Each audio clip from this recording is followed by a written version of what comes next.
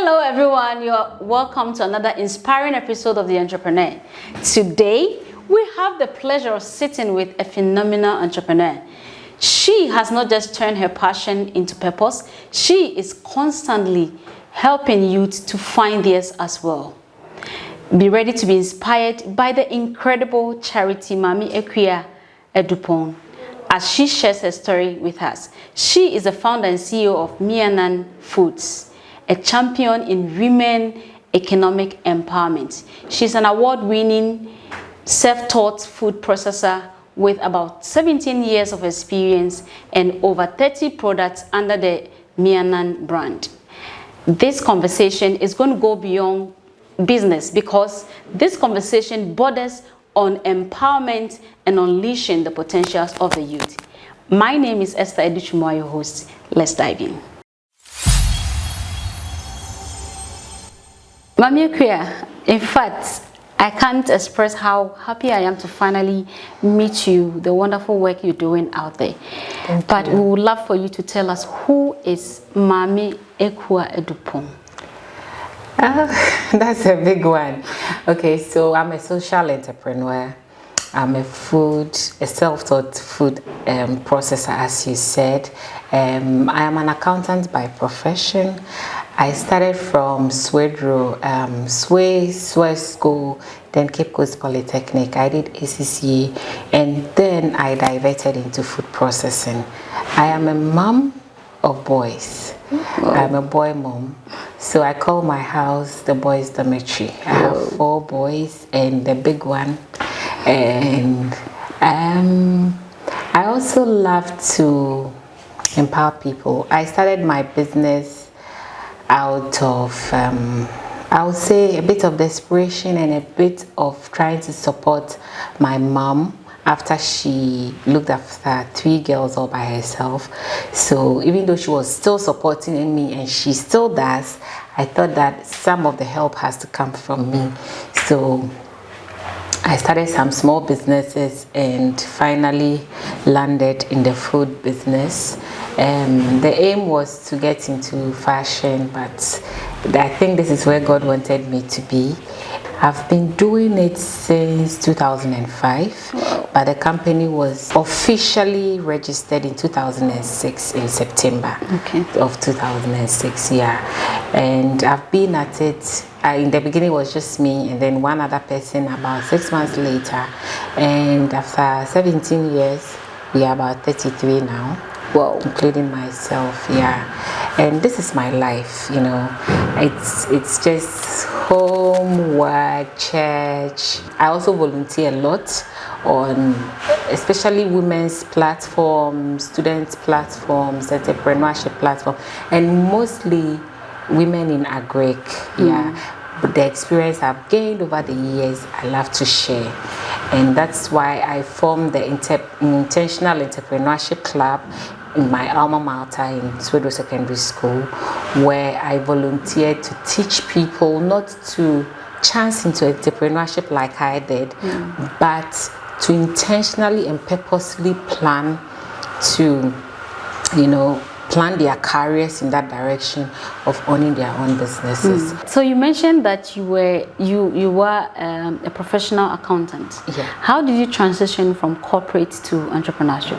Okay, so I did the corporate job after my national service. I did it for 11 years alongside the business, because the business was started during the national service and then registered after I did the national service, yeah. So I did that for 11 years until 2015.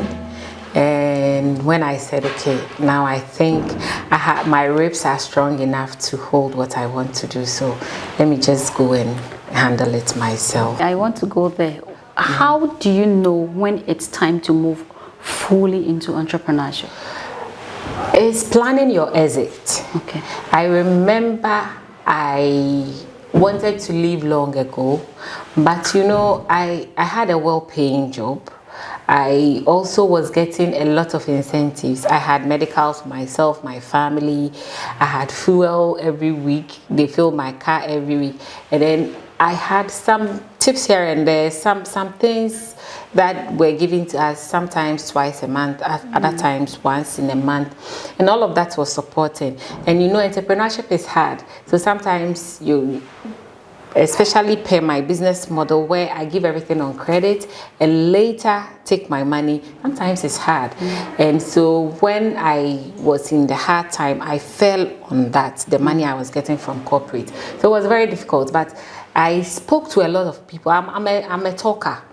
Even though people say sometimes when you talk too much, some people kill your dreams. But for me, I believe that when you tell me I cannot, that's when I get the energy. Wow. When that challenges me to prove you wrong, I'm that type. So in 2015, from January up till September, I was telling my colleagues, this year I'm leaving you people. This year, so I couldn't have said I'm not going anymore because everybody knew I was going. That was my way of not looking back, because it was a hard decision to take. But I also say to anyone who wants to do this, take all the time you need, because it is not easy. Entrepreneurship, especially in Africa, in Ghana especially, is tough. It is not a walk in the park. It is not in the high heels you always see me in on Facebook. No. When I get here, I get my hands dirty. I have my Crocs under my legs. I have everything. So when I want to get in thick with them, I get in. And I have done everything anyone here is doing before. Wow. So if you are not there, I replace you and then take my time to find someone. Yeah. How has your corporate experience impacted your business? Oh, it has in so many ways. As much as I'm a talkative, I'm also very inquisitive. Okay. So when I was at Chemical, for instance, I was a jack of all trades. When the receptionist is not there, you see me there. When the cashier is not there, you see me there. When the one who writes invoices is not there, you see me there. When the secretaries are not there, you see me writing emails and writing letters for those who need it. Even though I was in the accounts office, I was helping everybody. So I experienced things firsthand. You know, when sometimes people come from school with masters and whatever, and they think that they are smarter than you. When you come to the workplace, it is the people there who will teach you the job. Exactly. So I was just fortunate that I'm a very inquisitive person, and also Chemical allowed me to be myself. Okay. Everybody was ready to let me do whatever.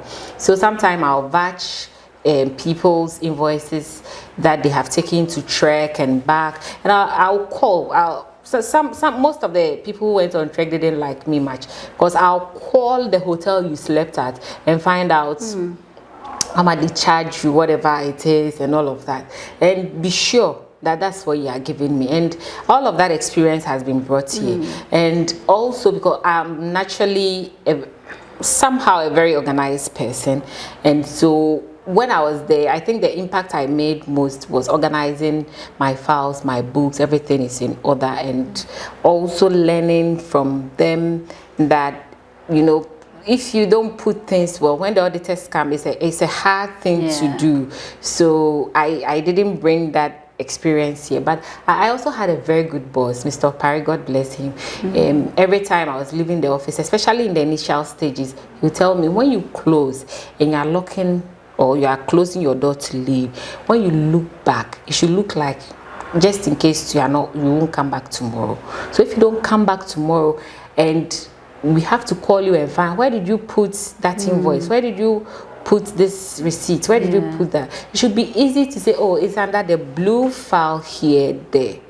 Or when you sit on my chair, it's on my right. Take this and take that and you'll find it. And your desk has to be always cleared. And that thing I took so seriously. And it's also because he started with me right from the beginning. So it became like a culture I adopted and I apply it everywhere. So I tell them all the time, we were just doing a training when you came, and my emphasis was on especially cleaning the machines when we are done. I need everything cleaned. Some people come here and take their music videos because of how the yard is clean. I've had people from other African countries come and visit, and they are wondering, how is it that we drove through all this nyama place, and then here is so clean, it's like it's not part of the place. And I've had people just one Sierra Leonean guy who works on a UN project, they brought people here for internship. And when he came, he dashed me $1,000 for how clean the place is. You see, so all of that, you know, Chemical was very specific on how the flowers are done. So the gardener in this place, the gardener, the janitor, and the cleaners, they are the most important people here, especially because I make food for other people to eat. Entrepreneurship comes with challenges. When you started, and even now, what are some of the challenges you faced, and how have you been able to maneuver your way through them? It's enormous. I can't begin to tell you the struggles I've been through. Sometimes when I look in the mirror, even this morning, because I was preparing to meet you, I was thinking, how do I even do this? Sometimes when I'm going home, I'm thinking, because I'm so down, I'm depressed, something has gone wrong, and it feels like you can't do it anymore. If you look at my Facebook page, I don't hide my struggles. I share it freely. Sometimes people come into my inbox and say, well, you are too big for you to be sharing these things. But that is the real world I live in. It is a hard place to be. My most difficult struggle is with my employees. Sometimes they don't understand why I do things in a certain way. But I always tell them, if you put in trash, you get trash back. So it's what you put in.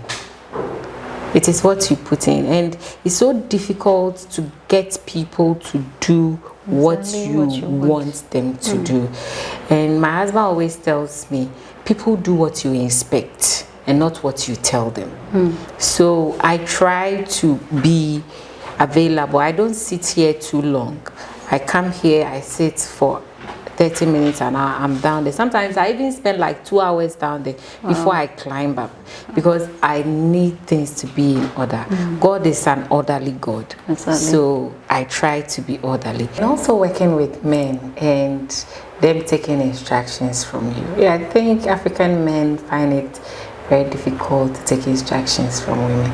And then theft. Some time ago, I almost fainted when I found out how much money 4 guys, 2 drivers, 2 sales guys had teamed up to steal. It was only God that sustained me. Wow. Yeah. So what have you done to mitigate something like that? We had structures in place, but now, okay, so it was a system of where you supply to people and then you bring the goods, receive notes here, everything, invoice, and then we take it back to their office for them to approve and then do payment. What they did was to steal invoices from here, and they write their own invoices and then forge the signatures and stamps from that company or store and bring to us. So whilst we're expecting so much money from that company, they actually didn't owe us that much. And so now we don't use those manual invoices again. Yeah, we have a way when also we check after supplies are done. Yeah, every day.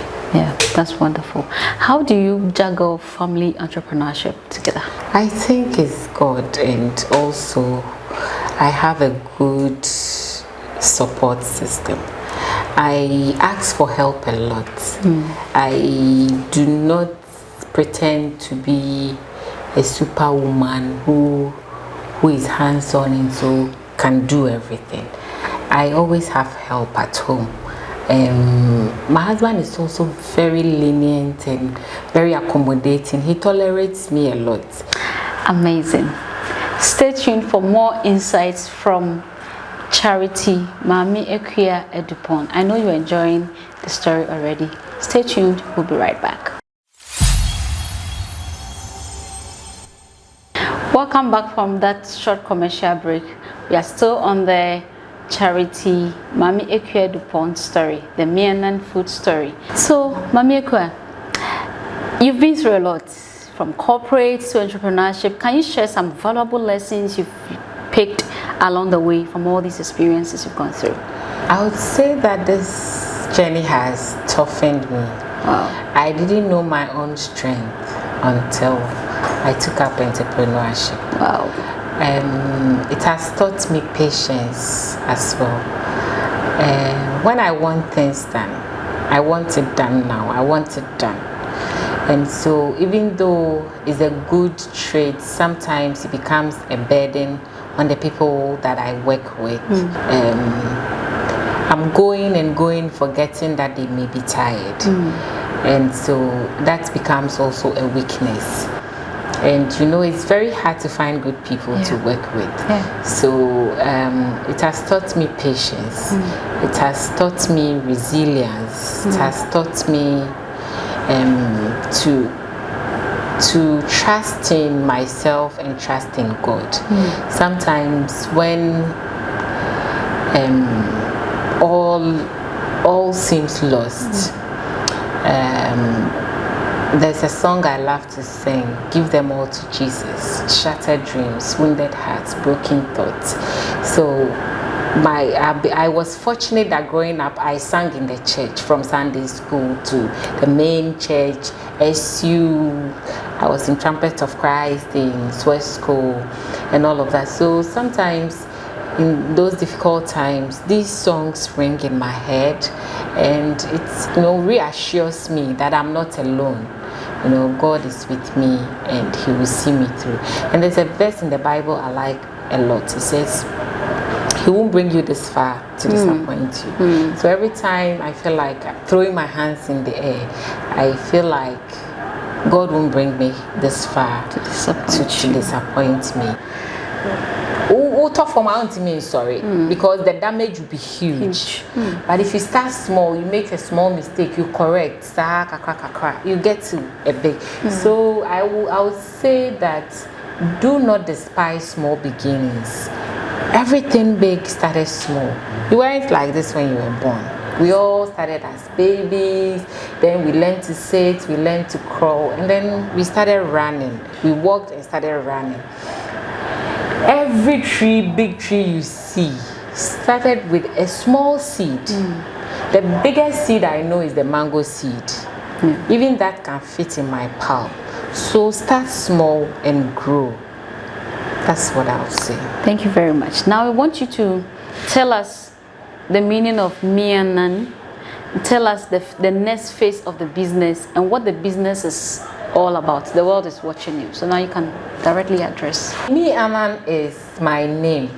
It's not the whole name, but in the house they call me Maame Ekua. And because I'm a fancy, my Ekua starts with an E. So the M is for Mena, like my mother. And then Ekua is the E. And my maiden name is Annan. So when I wanted to start a business, I wanted to give a tribute to my father. And I said that whatever it is, my father's name has to be somewhere. So I added the Annan to Mena, M-E, and then it became MEANNAN. And when I got that, the first day I was going to register the business, I didn't have a name in mind, because I was just directed that I should go and register.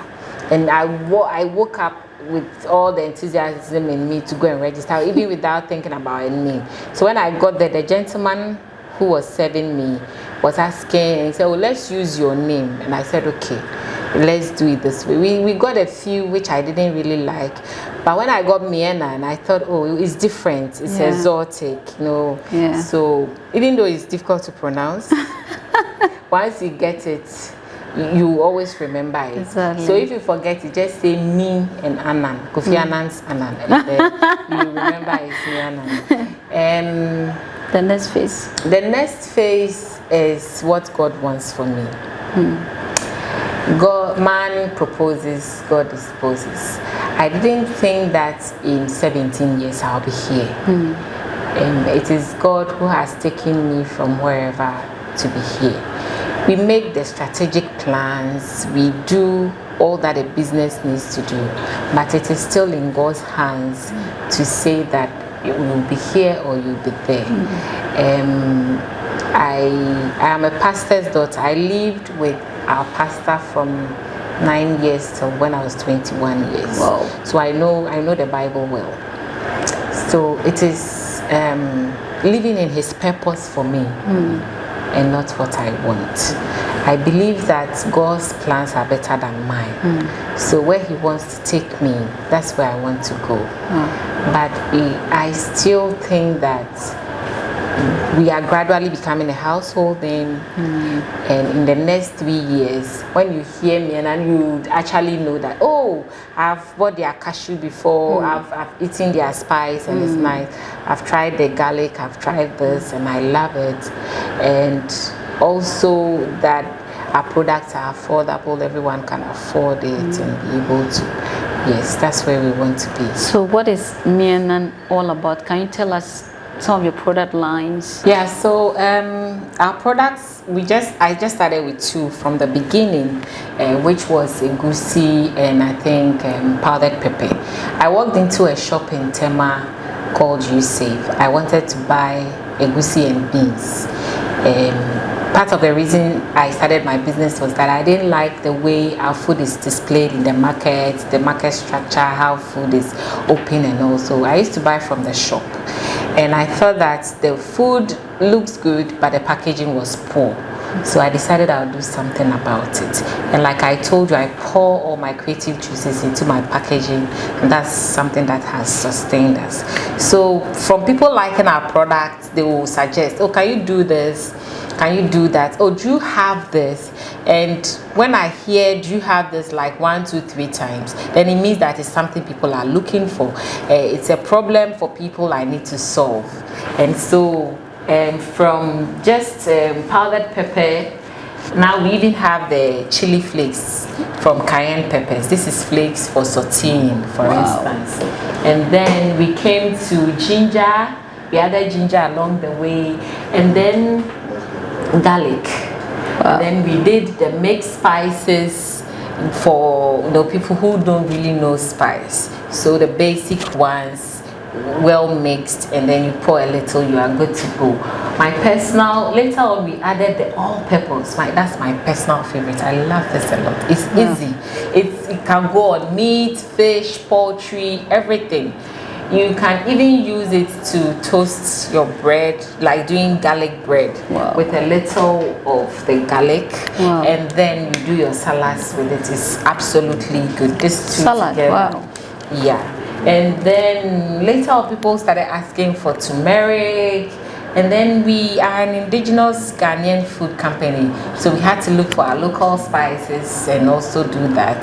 So we came for dawa dawa, and then I would make spices for people to make their food or for occasions. And most of the time I get, mix kelewele for me, and for people who are traveling. So we also did the kelewele spice, and then precursor too. When people are traveling, especially those going to the US where foods with seeds are not allowed, they will let us do this for them. I said, okay, why not do this, put it on the shelf so it's easy. So now we have the precursor powder. It's a very tough spice to work on, and the spices are many. We have, I think, 12 of them now. And then one of the best things you can buy from us is our gari. It's crispy, it's aromatic, it's nice. I love it. My children love it for soakings. And then all the cassava foods. So we have kokonte, we have banku. Me, I eat eto a lot. So I like banku, but not as much as eto. But this one is easy. When I'm in a hurry, I just 5 minutes is done. So is it the akwele or the banku itself? This is banku. This is cassava dough and maize dough. Yeah. It's plantain and cassava. But most of the ones on the market have potato starch to give it more. But ours doesn't have it. It's so And then for the porridges, we have Tom Brown. I don't think they have the Tom Brown here, but we also have a big bean. So not to forget all the foods that I enjoyed when I was a child. This is a bean. I see your guys smiling. You go home with a baby. Wow. A whole lot. Visit us. Visit shops like Melcom, ShopRite, Palace. Sometimes I even forget some. A whole lot of them. Some of the gold shops and A&E. A lot of them. NN Ventures. You find our products there. Do you deliver globally, nationally, yes, anywhere? In the whole of Ghana. You can find us in any Melcom, and any ShopRite as well. And we also have agents in some of the regions who buy and retail. Retail. Yeah. So if someone wants to retail, is there a line they can call? Yeah, sure. You can call my line. It's do you want me to give it out? Yes, please. Okay, so 0244 280527. So that's the number you call. You can talk to us. And we are also on Facebook and Instagram. Facebook is MEANNAN Foods, just MEANNAN in Foods. Instagram is MEANNAN Foods 2006, the year that it started with.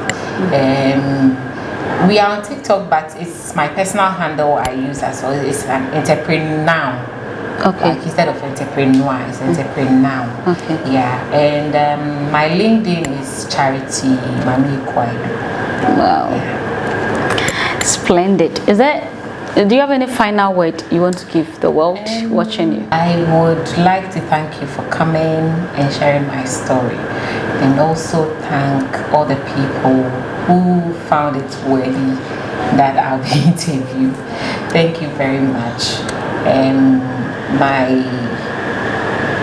My last words would be to be kind to one another. Kindness doesn't cost much. Let's be kind to each other and to ourselves as well. Sometimes we judge ourselves so much. Let's extend some grace to ourselves. The more we love ourselves, the more we are able to give that love to others. Thank you. There's an opportunity we give to viewers who watch our show, and that is and so we are asking you, if someone calls us and said, I would love to learn to be an apprentice or to learn some of the things Madam Charity is doing, but I don't have money, can I come and learn for free? Would you allow such a person? I do that a lot. The only challenge I have now is the distance. You know where we are. Yeah. But if the person is willing to, take it upon themselves to come here, the doors are always opened. And in the end, if you haven't impacted any life, then you haven't lived. So there comes a time in your life, all that gives you fulfillment is the impact you have made in another person's life. So I'm very open to that, and I'm willing to help in that way. And do you have some time to mentor other entrepreneurs who probably love some trait in you and would love to take a word or two?